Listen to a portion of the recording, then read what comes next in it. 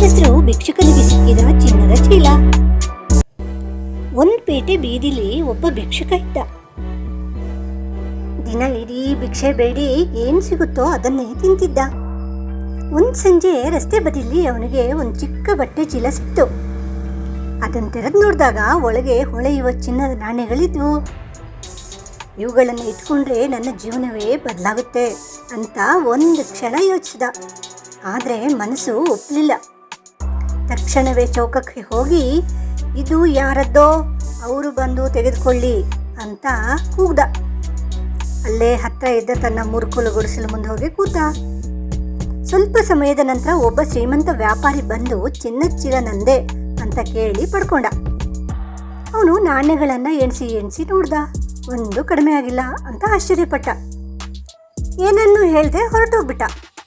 ಊರವರು ಭಿಕ್ಷುಕನನ್ನು ನೋಡಿ ಎಷ್ಟು ಮೂರ್ಖ ಅಂತ ಹೇಳಿ ನಕ್ಕರು.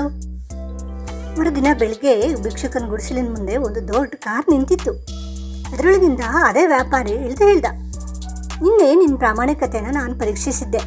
ನನ್ನ ವ್ಯವಹಾರ ನೋಡಿಕೊಳ್ಳಲು ನಿನ್ನಂಥ ವ್ಯಕ್ತಿಯೇ ನನಗೆ ಬೇಕು ಅಂತ ಹೇಳಿ ಭಿಕ್ಷುಕನನ್ನು ತನ್ನ ಸಂಸ್ಥೆಯ ಮುಖ್ಯಸ್ಥನನ್ನಾಗಿ ನೇಮಿಸ್ಕೊಂಡ್ಬಿಟ್ಟ. ಈ ಕಥೆ ನೀತಿ ಏನಂದರೆ, ಪ್ರಾಮಾಣಿಕತೆಯು ಜೀವನವನ್ನು ಬದಲಿಸುವ ಸಾಮರ್ಥ್ಯ ಹೊಂದಿದೆ. ಪ್ರಾಮಾಣಿಕತೆಯನ್ನು ಕಳೆದುಕೊಂಡ್ರೆ ಜೀವನ ಸೋಲುತ್ತೆ.